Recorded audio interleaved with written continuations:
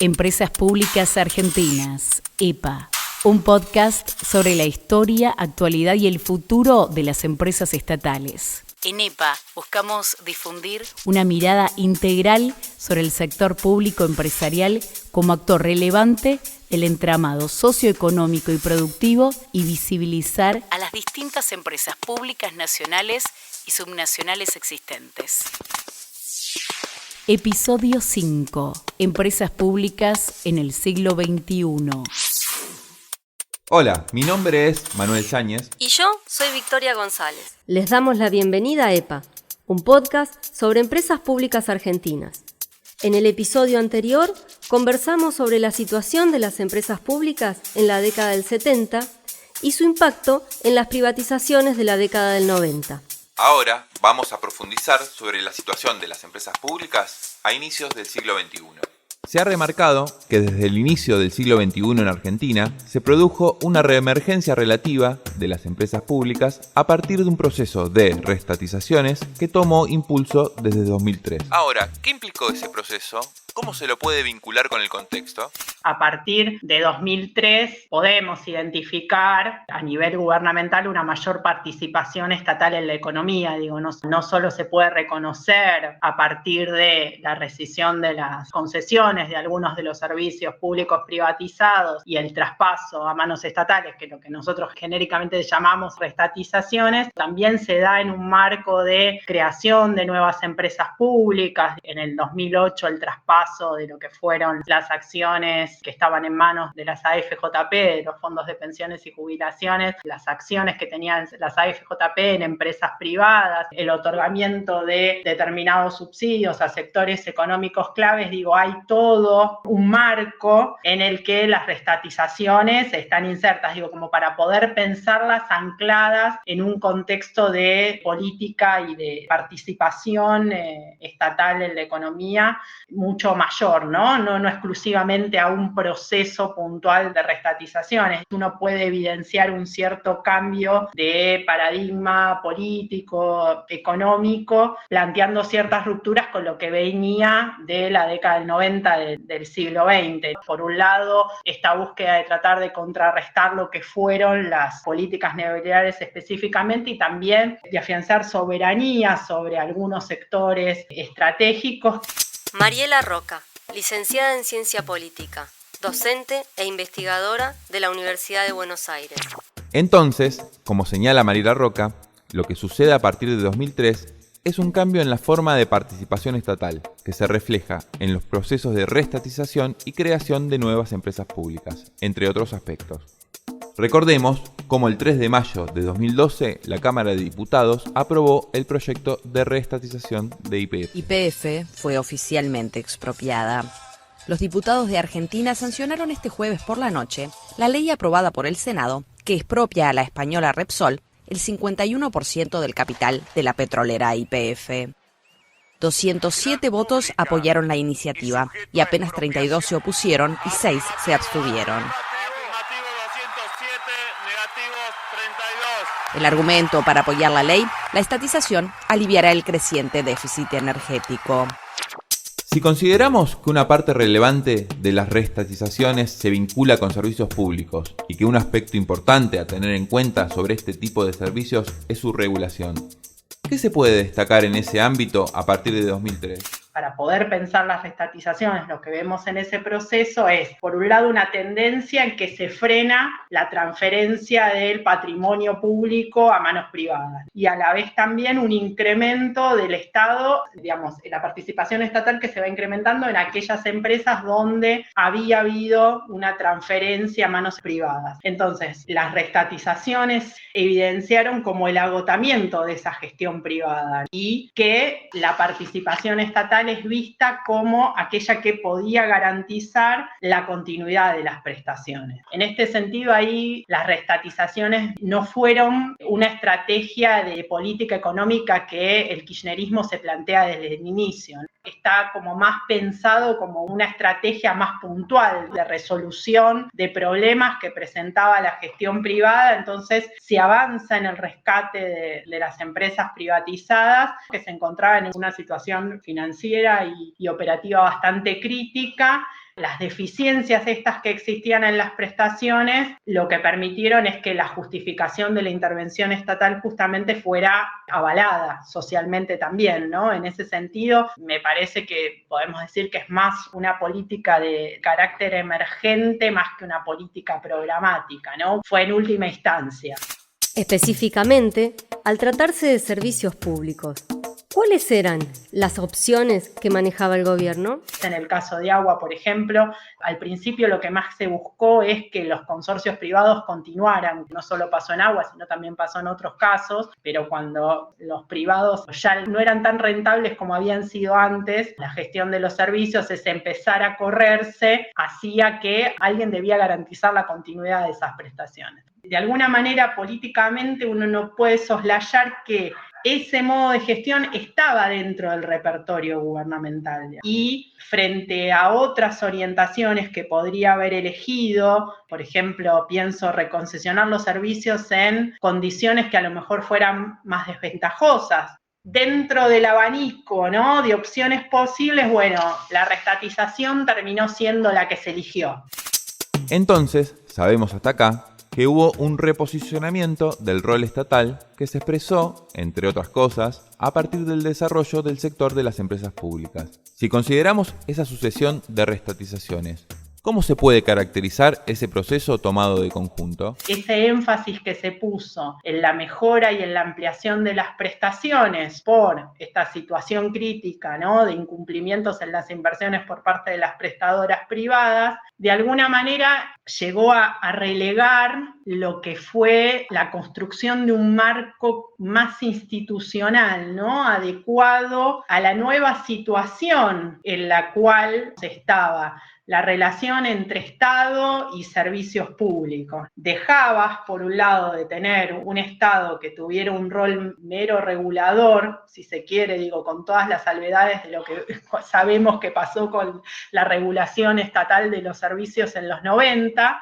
todas las limitaciones y todo lo que conocemos, que pasa a tener para algunos servicios una función más de, obviamente, de proveedor, pero que a la vez no es el mismo Estado proveedor de los 50 y de los 60. Es un debate que seguimos teniendo abierto, es un debate que se abrió a partir del siglo XXI, que no se termina de dar y que menos se terminó de saldar. Ese relegar de la construcción de un contexto más institucional, o por lo menos dar ese debate de cuál tiene que ser el rol del Estado, me parece que ahí después va a tener consecuencias en lo que fue, por ejemplo, la gestión, si se quiere, a partir del 2015, ¿no?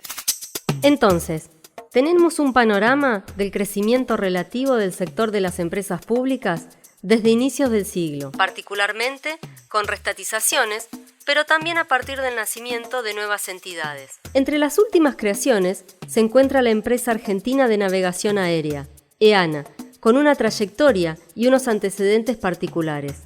¿Cómo nace esta empresa? EANA fue creada por ley del Congreso Nacional en el año 2015. EANA deviene de varios cambios institucionales previos, allá por el año 2006, 2007, hasta ese año fue Comando de Regiones Aéreas perteneciente a la Fuerza Aérea Argentina. Era quien hacía de Autoridad Aeronáutica Nacional, civil, y además, entre varios servicios, proveía el Servicio de Navegación Aérea, que es lo que hoy tiene EANA. Posterior a eso, en el año 2007, se crea por un decreto del entonces presidente Néstor Kirchner, crea la ANAC, que es la Administración Nacional de Aviación Civil, donde desaparece la figura de Comando de Regiones Aéreas y se crea un ente civil técnico, donde además se pone la prestación de estos servicios de navegación aérea dentro de ese órgano de la Administración Pública Central descentralizado.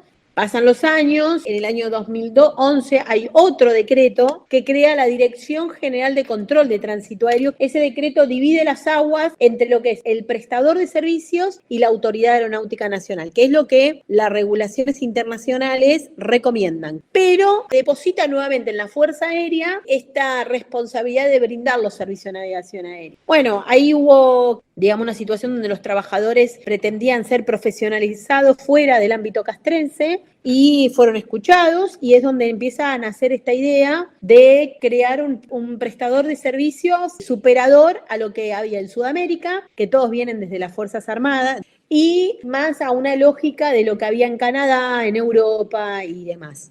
Para la ley de ANA participaron, en aquel entonces había una subsecretaría de Transporte Aerocomercial, estaba la ANAC y diferentes actores de la industria aeronáutica, entre ellos también los sindicatos, obviamente. El 15 de julio de 2015 se sanciona finalmente la ley y se crea EANA y se pone en funcionamiento esta empresa en agosto de 2016. Ese es el nacimiento o cómo de alguna manera empieza EANA a funcionar como una empresa pública, sociedad del Estado, y con su paquete accionario que es 80% del Ministerio de Transporte y 20% del Ministerio de Defensa. Gabriela Logato, presidenta y gerenta general de EANA. Conocimos cómo fue el devenir de la creación de ANA, empresa argentina de navegación aérea, en 2016. Pero, ¿a qué nos referimos con servicios de navegación aérea? ¿A qué se dedica EANA? Lo que prestamos es básicamente todos los servicios de navegación aérea. Somos quienes guiamos los aviones en el aire para bajarlo a tierra. ¿Qué es prestar los servicios de navegación aérea? Es que un avión va de un aeropuerto a otro aeropuerto y nosotros le brindamos todo ese apoyo que necesita desde la tierra para hacer su vuelo seguro. Guiamos los aviones en el aire. Hacemos que no tengan incidentes ni accidentes con otras aeronaves. ¿Desde cuándo? Desde el momento que se dirigen a la pista de despegue y hasta que aterrizan en el aeropuerto de destino. Para eso en cada aeropuerto tenemos las torres de control que son jurisdicción de ANA y nuestro país está dividido en 5 centros de información de vuelo, que es donde están las rutas. En el aire hay rutas que terminan como en cada aeropuerto tiene un área terminal y luego termina donde las aeronaves ascienden y donde terminan los aeropuertos. El área terminal de mayor envergadura es el área terminal Buenos Aires, que contiene los aeropuertos del área metropolitana, que son Aeroparque, Ezeiza, San Fernando, Morón, Palomar, Moreno, bueno, hay varios aeropuertos en ahí. De alguna forma es el gran embudo donde todos los aviones están ascendiendo y descendiendo, ¿no? Entre enero y septiembre de 2022, los movimientos totales de aviación comercial y general en todos los aeropuertos del país fueron más de 350.000 vuelos. Para septiembre de 2022, los 5 aeropuertos con mayor movimiento fueron Aeroparque, San Fernando, Ezeiza, Córdoba y Morón. Entonces, una de las principales tareas de ANA es guiar el tránsito de los aviones. Pero, ¿es esta la única tarea que desarrolla la empresa? ANA además es responsable de brindar el servicio meteorológico aeronáutico, que lo hace a través del Servicio Meteorológico Nacional. Tenemos el servicio de búsqueda y salvamento de alguna aeronave siniestrada. Nosotros hacemos la coordinación de esa búsqueda, armamos los patrones iniciales de búsqueda y coordinamos con los medios concurrentes, que pueden ser de la Armada, Defensa Civil, Fuerza Aérea, Prefectura, depende de donde sea el evento. También tenemos a nuestro cargo todo lo que es información aeronáutica, en lo que respecta a cada aeropuerto tiene una oficina de plan de vuelo o de información aeronáutica donde los pilotos o los despachantes de aeronave van a presentar su plan de vuelo. Y aparte de eso, EANA es una empresa tecnológica. Tenemos un área de técnica y bueno, uno de nuestros pilares de gestión es la infraestructura tecnológica, porque cuando asumimos esa tecnología estaba cuasi obsoleta y producto de todas estas idas y vueltas institucionales que de algún modo hacen que a veces nos agarren la sartén por el mango con una planificación estratégica fuerte, que es la que queremos terminar de implementar en EANA. EANA, empresa argentina de navegación aérea, es una empresa relativamente joven que se creó en el año 2015 y tiene a su cargo un servicio fundamental para el sector aéreo. ¿Cómo influyeron esos cambios institucionales en tan poco tiempo? ¿Cuáles son los planes para su futuro? Nosotros hoy tenemos 4 pilares de gestión que está basado en las personas. Creemos que estos cambios institucionales obviamente impactaron en la gente. Tenemos una media de antigüedad de 20, 30 años. Acá la gente dura mucho tiempo y si hay algo en que ANA sobrevive a tantos cambios institucionales por nuestra gente. Nuestro plan estratégico está basado en las personas. Tenemos un pilar que es la infraestructura edilicia, es el mejoramiento y puesta en valor de nuestras torres de control y nuestras dependencias que no fueron intervenidas nunca. O sea, son estructuras edilicias de 40, 50, 60 años. Después tenemos un plan de capacitación. En una actividad tan crítica y en un servicio público esencial no había una gerencia de capacitación o de instrucción, entonces la creamos, centralizamos la capacitación. EANA hoy tiene alrededor de 2.400 personas. Esas personas necesitan cumplir con estándares internacionales en su gran mayoría. Después otro pilar es la infraestructura tecnológica. Y la última es la dotación, porque nosotros necesitamos personas operativas, controladores de tránsito aéreo mayormente y técnicos, porque EANA es una empresa subdotada. Realmente poner un controlador en una torre de control te lleva 2 años. Hay un solo centro de capacitación, que es el CIPE, que está en Ezeiza, que depende de la Autoridad Aeronáutica ANAC. A raíz de eso lanzamos un programa de becas para chicos a nivel federal, para chicos que no tienen recursos. El curso de controlador sale $1 millón, más o menos, porque en esta suerte de cambios de institucionalidad que hubo en EANA a lo largo de todos estos años, lo que sucedió es que la gente se fue quedando en la institución que mejor le parecía mejor para su futuro. Llámese Fuerza Aérea, mucha gente era militar y no quería perder su carrera militar, y está bien. Después, cuando estuvo en ANAC, hay gente que se quiso quedar en el área de la Autoridad Aeronáutica para fiscalizar, para regular. Finalmente tenemos la última transición, que fue la de la DGCTA, también Fuerza Aérea. Muchos se quedaron en la Fuerza Aérea. Entonces estamos subdotados porque es difícil formarlos, y estamos subdotados porque los cambios institucionales que tuvimos en la última década y media. En este episodio pudimos ampliar nuestro conocimiento sobre las empresas públicas a partir de recorrer en qué contexto se produjo el regreso del Estado empresario, cómo fue el devenir de la relación entre el Estado y la provisión de servicios públicos y cómo se produjeron los procesos de reestatización y creación de nuevas empresas públicas. Todo lo que conversamos en este episodio me invita a preguntar por la relación entre la existencia de empresas públicas y la implementación de políticas públicas. ¿Cómo es este vínculo? De ese tema nos vamos a ocupar en el próximo episodio. Agradecemos a quienes participaron en este podcast. Mariela Roca, licenciada en Ciencia Política, doctora en Ciencias Sociales e investigadora del Centro de Estudios de Ciudadanía, Estado y Asuntos Políticos de la Universidad de Buenos Aires. Y también a Gabriela Logato, controladora de tránsito aéreo, abogada por la Universidad Nacional de Lomas de Zamora y especialista en Derecho Aeronáutico y Espacial, presidenta y gerenta general de EANA. Idea, producción y conducción, Victoria González y Manuel Yáñez, docentes de la materia Empresas Públicas del Instituto de Industria de la Universidad Nacional de General Sarmiento. Edición, Rodrigo Vadillo. Dirección General, Esdenca Sandoval.